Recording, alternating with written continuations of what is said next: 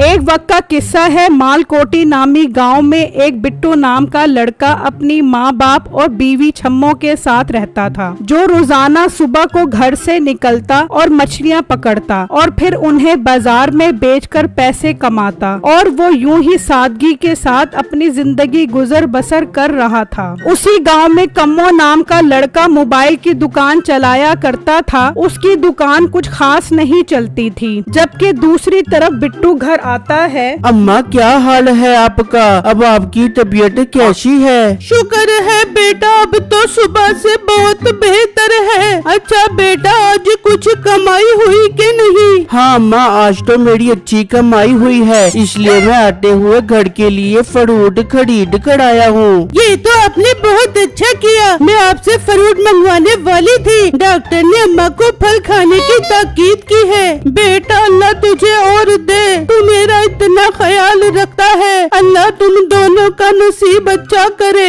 दूसरी तरफ उसी गांव में मीठे नाम का लड़का अपनी बीवी नसीबो कैंची और सास के साथ रहता था। नसीबो, तू ही मुझे मशवरा दे कि मैं किसी तरह रातों रात अमीर हो जाऊँ। मीठे, तू बस बैठ कर यही सोचता रहे पियो, और वहाँ तेरा दोस्त कम्मू पैसे कमा कर बड़े मोबाइल की दुकान खोल के बैठे। एक तो तू जब भी मुंह खोली कोई फजूल ही बात करी। हाँ, तो तू भी कोई ढंग का काम क्यों नहीं शुरू कर देता? बिट्टू को देख, अपनी बीमार माँ के इलाज पर कितना पैसा खर्च करता है, और एक तू है, तुझे आराम करने से फुर्सत नहीं मिलती। नसीबो, अगर तूने जिद न की होती तो मैं तेरी शादी अच्छे घर में करती, जो कम से कम कमा कर तो लाता। बस अम्मा, गलती हो गई, मेरी अक्ल पर पत्थर पड़ गए थे। अगर मुझे थोड़ी सी भी अक्ल होती तो मैं इससे शादी कभी भी न करती। बस तुम दोनों माँ बेटी फिर से शुरू हो गई। एक तो तुम दोनों को पैसों के अलावा किसी और चीज का ख्याल ही नहीं आता। गुस्से में मीठा घर से निकल आता है और चलते चलते उसी लड़के की दुकान पर आता है जिसने मोबाइल की दुकान बनाई थी। आओ मीठे भाई, बताओ कैसी जिंदगी गुजर रही है तुम्हारी गांव में? ना पूछ मेरे भाई, यहाँ गांव में तो कुछ नहीं रखा। बाहर निकलो तो कमाने की टेंशन, और घर बैठो तो बीवी की चक चक बक बक शुरू हो जाती है। मीठे, तू मेरे साथ काम शुरू क्यों नहीं कर देता? मैं तुझे अच्छी तनख्वाह दूंगा, इस तरह तुझे अपनी बीवी के ताने भी नहीं सुनने पड़ेंगे। क्या ऐसा मुमकिन है? मगर मुझे काम क्या करना होगा? बस तू मेरे साथ मोबाइल बेचने में मेरी मदद कर, और मैं तुझे हर सेल पर कमीशन दूंगा। यूँ मीठा कम्मो नामी लड़के की दुकान पर काम करने के लिए रजामंद हो जाता है और घर आकर अपनी बीवी को बताता है, तो वो भी खुश हो जाती है कि चलो इस तरह फारिग बैठने की बजाय वो कुछ काम तो करेगा। मीठा सारे गांव वालों का ध्यान मोबाइल फोन की तरफ लगा देता है। चूँकि गांव में मोबाइल इतने आम नहीं होते, तो इसीलिए गांव वालों को इसे खरीदने का नया जोश चढ़ जाता है, और मर्द और औरतें अपनी सारी जमा पूंजी मोबाइल खरीदने और फिर इसमें नेट डलवाने पर खर्च कर देते हैं। और अब गांव वालों की हालत देखो तो कुछ यूं थी कि हर मर्द औरत के हाथ में भी मोबाइल फोन होते हैं। कम्मो मेरे भाई, देख कैसे चालाकी के साथ मैंने तेरी सारी आमदनी बढ़ा दी है। हाँ मीठे, अब मुझे दुगना मुनाफा होता है पहले के मुकाबले। ये सब तेरी वजह से मुमकिन हो सका है। दूसरी तरफ गांव में बिट्टू जब इन गांव वालों का हाल देखता है तो उसे बहुत अफसोस होता है, और वो गांव वालों को समझाने की बहुत कोशिश करता है, मगर कोई भी गांव वाला उसकी बात पर कान नहीं धरता, और बिट्टू गुस्से में घर आ जाता है। बेगम, तुमने ये गांव वालों का हाल देखा? आज मैं मछली बेचने बाजार गया तो दुकानदार भी मोबाइल पर लगा हुआ था, और मैं बार बार उसको आवाजें दे रहा था। तब जाकर उसने मेरी बात सुनी, और तो और पैसे भी बगैर गिने मुझे दे दिए। बाजार का ही नहीं बिट्टू, ये तो अब हर घर का हाल है। मैं पड़ोस में अपनी सहेली को मिलने गई तो वो भी मोबाइल पर कोई ड्रामा देखने में मसरूफ थी। मुझे जरा भी लिफ्ट नहीं करवाई, तो मैं मायूस होकर वापस अम्मा के पास लौट आई। बेटा, आज कितनी कमाई हुई? कल मेरी दवाइयाँ खत्म खत्म होने वाली है, सोचा तुम्हें याद करवा दूं। अम्मा मुझे याद था, लेकिन आपने अच्छा किया कि मुझे दोबारा याद करवा दिया। मैं कल वापसी पर जरूर ले आऊँगा। फिर अगला दिन होता है और बिट्टू काम पर जाने के लिए घर से निकलता है तो उसे रास्ते में मीठा मिलता है। बिट्टू मोटे, क्या हाल है तेरा? आजकल तो ज्यादा नजर नहीं आता, कहाँ होता है तो आजकल? मीठे भाई मैं तो यही होता हूँ, रोजाना सुबह मछलियाँ पकड़ने जाता हूँ और शाम को इन्हें बाजार में बेचने चला जाता हूँ और वापसी पर सीधा घर जाता हूँ।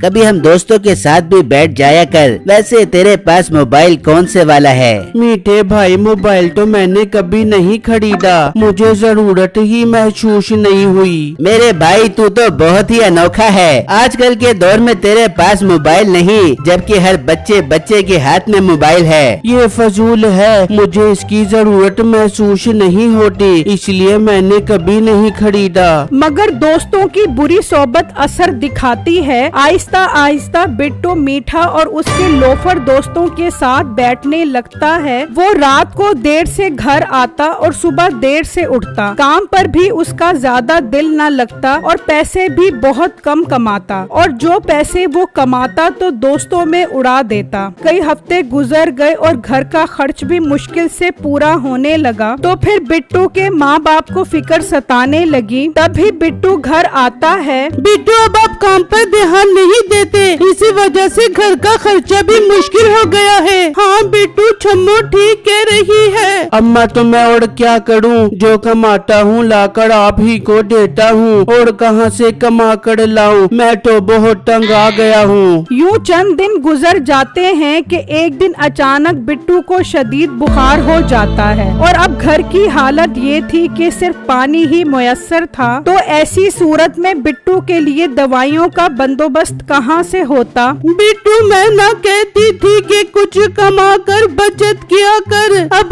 देख लिया तेरे लिए दवाइयों का बंदोबस्त कहाँ से करूँ? मेरे पास भी कुछ नहीं, वरना मैं खुद ही दवाएं खरीद देता।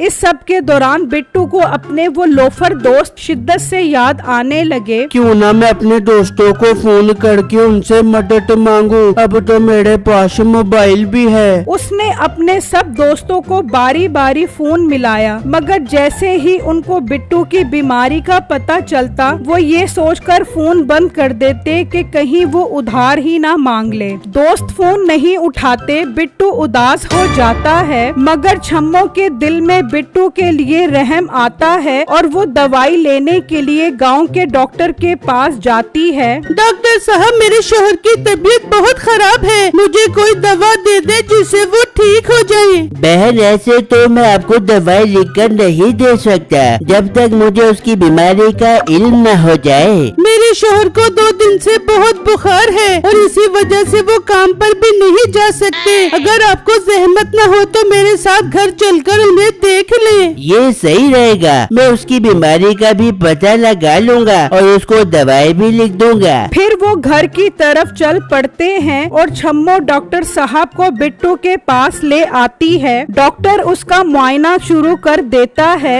इसको शदीद बुखार है और इसे कई दिनों के लिए आराम की जरूरत है। डॉक्टर साहब, हमारे पास तो दवा खरीदने के पैसे ही नहीं हैं। आप हमें उधार दवाएं ले दें, मैं वादा करती हूँ जल्दी आपके पैसे लौटा दूंगी। डॉक्टर साहब भला आदमी होता है और उनकी दवाइयाँ खरीदने में मदद करता है। ये सब देखकर बिट्टू को शदीद अफसोस होता है। काश मैं अपने माँ बाप और बीवी की बात मान लेता तो आज उन्हें इतना शर्मिंदा न होना पड़ता। मैं अब ठीक होने के बाद दोबारा पूरी मेहनत करूँगा और माँ बाप को कभी परेशानी वाली सूरत में नहीं डालूंगा। फिर डॉक्टर चला जाता है। बेगम, मुझे माफ कर दो, मेरी वजह से तुम्हें इतनी परेशानी उठानी पड़ी है। कोई बात नहीं बिट्टू जी, देर आए दुरुस्त है। आपको समझ आ गई, यही काफी है। वहीं दूसरी तरफ कम्मो, मीठा और उसके दोस्त बिट्टू की गैर हाजिरी पर कोई ध्यान नहीं देते और अपनी मौज मस्ती में लगे रहते हैं। फिर कुछ दिनों के बाद बिट्टू ठीक हो जाता है और दोबारा से अपने काम पर ध्यान देने लगता है, तो वहीं पर दोस्त फिर से उसके आगे पीछे फिरना शुरू कर देते हैं। क्या यार बिट्टू, तू तो चंद दिनों में ही बीमारी के साथ साथ कमला हो गया है, अपने यार दोस्तों को ही भूल गया। ऐसी कोई बात नहीं, घर में सिर्फ मैं ही कमाने वाला हूँ और अगर मैं भी अय्याशी करने लगूंगा तो मेरे घर वालों का क्या होगा। चल कोई नहीं बिट्टू, फिर कभी मिल बैठ कर गपशप करेंगे। चल अभी तू घर जा, तेरी माँ तेरा इंतजार कर रही होगी। और मोटे बस का ड्रामे, हमारे सामने ज्यादा मेहनती बनने की जरूरत नहीं है। चला अय्याशी करते हैं। दोस्तों बात ऐसी है कि ये वक्त बहुत